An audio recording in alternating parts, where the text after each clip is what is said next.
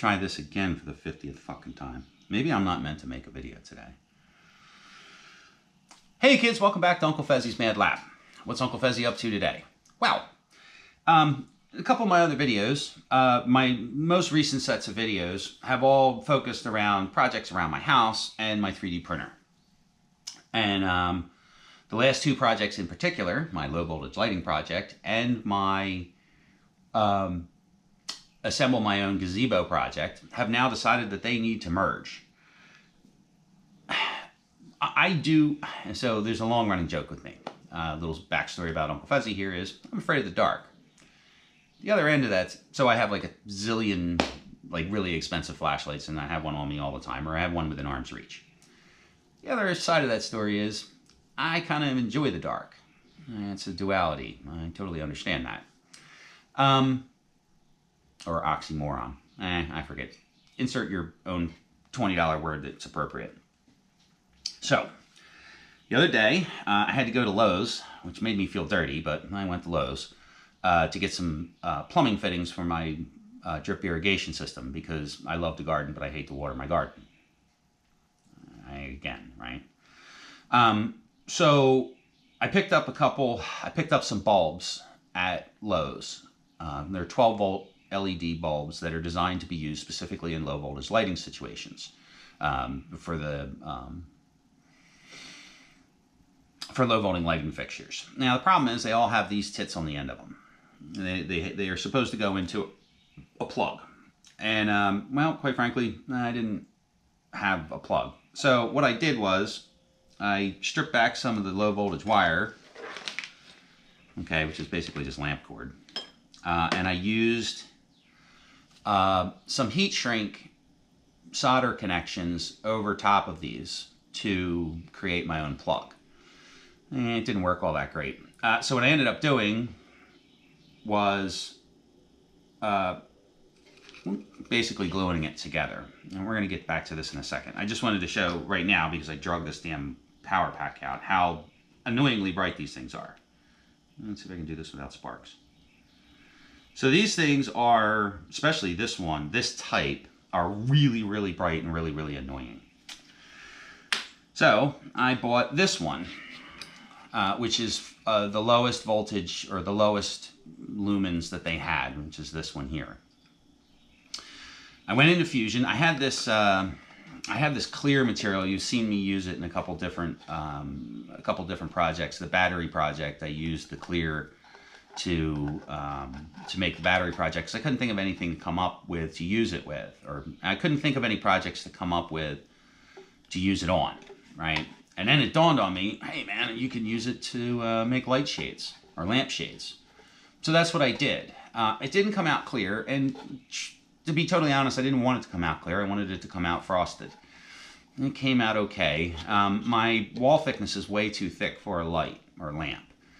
It's 10 thou thick, so it's pretty beefy. This print took 14 hours, which the whole time it was printing, I had my ass was puckering, because I've had problems with this particular spool of filament jamming on the spool. And I stuck it in the dryer for 24 hours, and well, it didn't jam up when it printed, which is a good thing. So I designed this in Fusion. It was pretty easy. It was just to use the rotate function. I was able to knock this design out in about 45 minutes to an hour. I could have gotten away with 5 thou wall thickness as opposed to 10 thou. If I was to print it again, I probably would do that, just because. So I'm pretty happy with it. It looks like a little beehive. Like I said, the low voltage lighting options that they had at Lowe's and at Home Depot, and I've seen online, were all not really, I didn't like them. And I looked at a couple 110 volt lighting options, and again, I didn't really like them. I would have had to retrofit them to 12 volts. I don't want that particular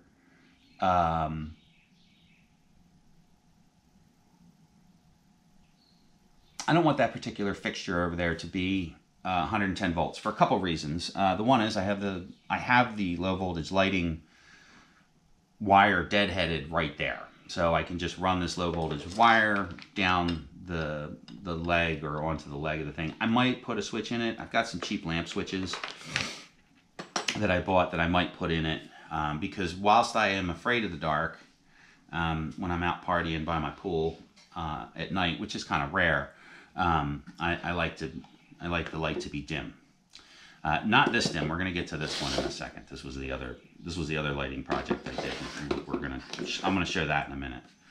I got this stupid monitor in front of me, right?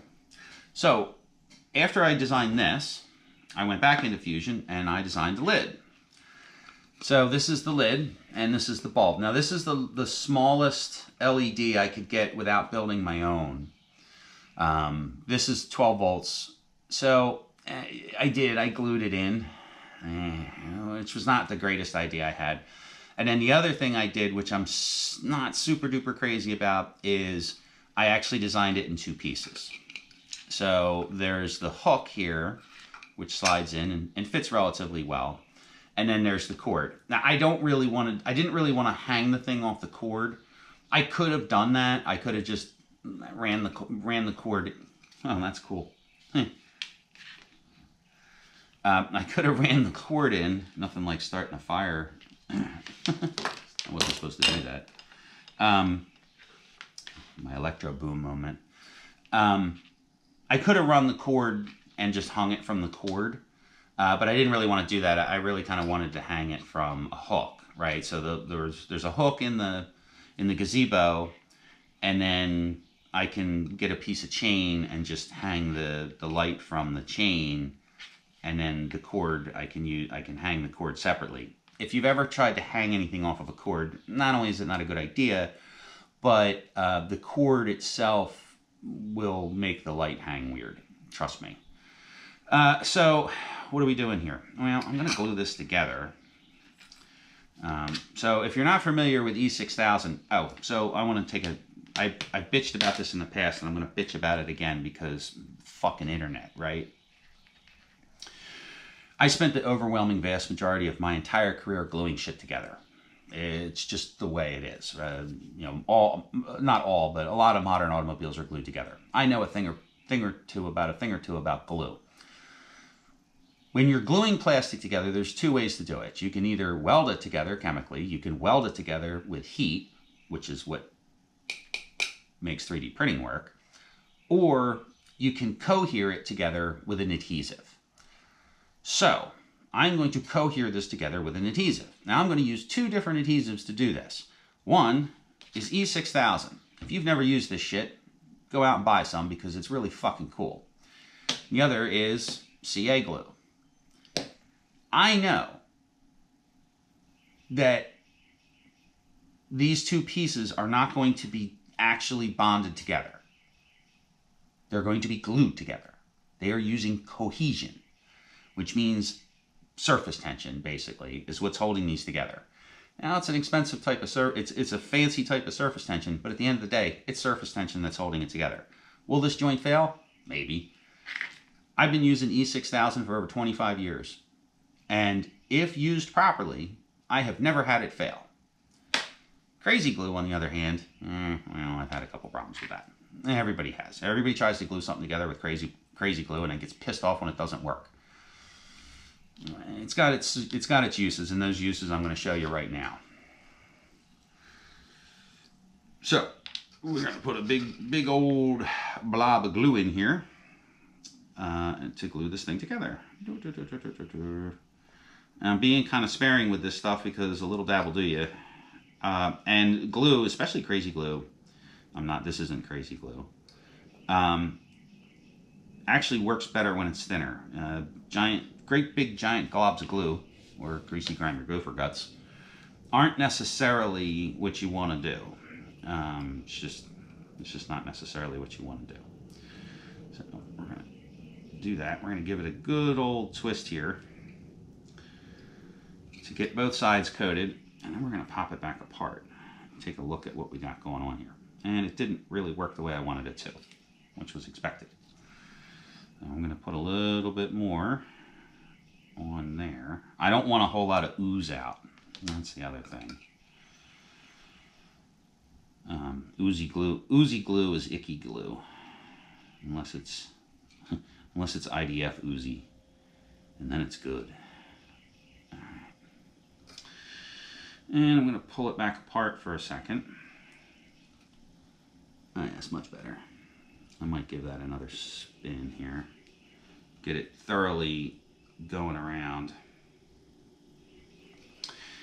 I also designed this infusion. Shocking, right? But I printed this way thinner. This is printed at 5 thou. And it's working pretty good. All right. So if you're not familiar with how contact cement works, which is basically what E6000 is it likes to be a little bit, I don't want to say cured, but it kind of likes to be skinned a little. So I'm going to let that sit for a second or two, and I'm going to jam it together. Now this is the E6000 Premium, which is actually a little bit different than the original E6000, which I used to use on all the time.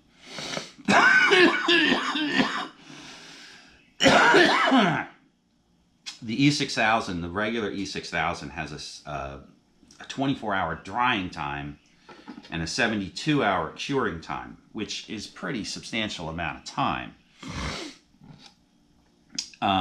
Yeah, no matter how you stack it up, that's substantial. The E6000 Premium dries a little bit quicker. It has a much quicker tack time.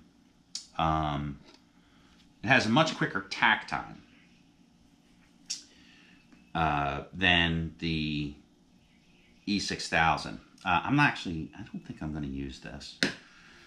So if you're not familiar with CA glue and its hardener and PLA, you end up getting this like hazing on the PLA, which can be problematic, and I don't really want that. The E6000 doesn't haze, but it definitely has a little bit of CA glue stink to it to go along with the nasty ass silicone. This is some kind of modified silicone glue, by the way, if you're not familiar with it. So we're just going to put some all along the inside here. Oh, you'd also be shocked to see, or shocked to know, that I'm not using hot glue. Well, I'm not using hot glue because theoretically, this thing could get pretty hot. And not because of the light, but because of the just being outdoors. Now, I've used hot glue really successfully outdoors on multiple different occasions with no problem. As a matter of fact, I glued my little tiki-style Chinese gargoyle together with hot glue, and it's working just fine. But this I wanted to glue together with hot glue, or with E6000. And then the other question is, well, why are you gluing it together and you're not screwing it together? Because fuck it, man. I'm sick and tired of building shit like a goddamn bridge. You know, trust me, if you were to buy this thing from China, the fucker would be glued together and nobody would say a goddamn word about it. Well, I'm gluing it together, and if you want to bitch about it, then go right ahead. Can you tell I'm getting old and grumpy and sick of listening to your shit? Not you guys as much as just everybody. All right, so now let's put some power to this thing. Intentionally this time. And it should give us a nice warm glow. And it does. And it's bright in here now, but in the dark, you know, this thing is way brighter than you think it is. I may even end up having to put a resistor in this thing somewhere to dim it down a little bit. So there you go. That's my 3D printed light fixture. I'll cut to me hanging it. This video is obviously gonna take longer than it probably should because I gotta wait for the glue to dry now, right?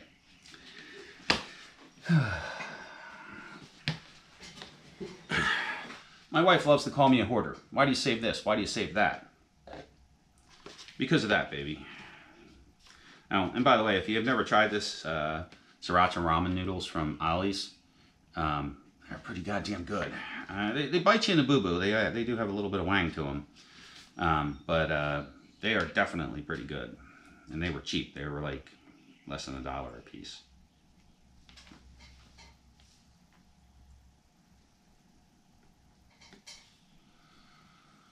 What the fuck happened to that?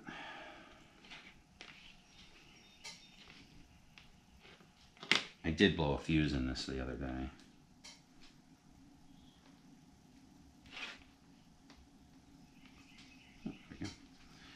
Look at that. I like it. So here's the lamp installed. I'm going to turn it on in a second. It's daylight out here, but it's a really cloudy day, so you'll be able to see it. So I just used an S-hook that I took off of an old bungee cord, and then the chain is doubled up on itself. I just took some old chain that I had laying around, some old dog chain, and then I ran the wire over there, and then I didn't really want to do it this way, but I zip tied it in. And then I got a flying splice going here. I tucked it in and it runs out. The insulation on this wire is really thick, so I'm not really worried about it, and it's low voltage. And then I ran it down to the switch. That's my ice maker that just kicked on. These are the post lights. We're going to get to those in a second when I go over here and turn the light switch on. So the way this works is, this is the power transformer. Yes, I understand this is a forget-me-not. It's ugly, and I totally understand that. But I did it for a reason. So the way this works now is, this is the 110 volt switch. This is 3D printed too, by the way. So you turn the 110 volt switch on. Turns on the transformer. Now, I have it set to come on at dawn, or come on at dusk. Oh yeah, see this shit here? Yeah, don't buy Chinese hardware, kids, because it fucking rusts when you expose it to the light, or expose it to water. I'm gonna have to swap that out with stainless, or paint that or something. That's driving me crazy. This is pissing me off too. This is that nano adhesive that I didn't wash off. Yeah, so the way these are set up now is they'll run for an hour. That shuts itself off automatically. So these are the post lights. Now, I did two things with the post lights. One is I designed the post light, designed the post light and printed them. The other thing I did was I made these little eyebrows, these little shades to go over top of them, because they were way too bright and way too glary. So they come on. Those are going to always be on. They're going to always be on. Now, the lamp is not on because I installed a switch. Let's see here. So that switch turns the light on. And then we'll turn the light off. Let there be light. I'm playing with the switch.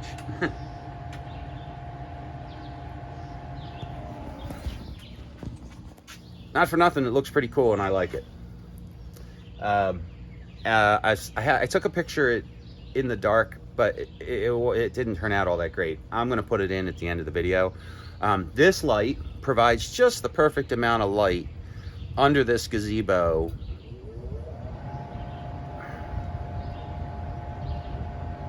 for, yeah, I mean, it provides just the perfect amount of light. It's not too bright, it's not too dim. And I can turn it off and we could sit here by candlelight and be romantic, right? So that's why it's on a switch. These lights are actually really, they're really dim, and they provide more of like a mood lighting. So there you go. That's my low voltage lighting fixture. Oh, the other thing too is these will automatically turn themselves off after an hour. That's why the transformer is a forget-me-not. So if we're having some kind of an event or whatever, I can just go over to that transformer. I can turn the light on. When I turn the lights on, it's like, oh, well, you know, my guests that won't leave are going to be here for another 3 hours after dark.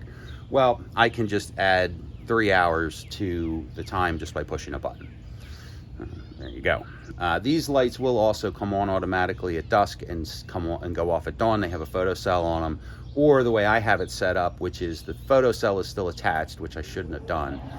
These will come on automatically right around the time the sun stops hitting that box directly, and then they run for an hour and they shut off. They're 12 volts, they're low. It's not costing me a whole lot of money.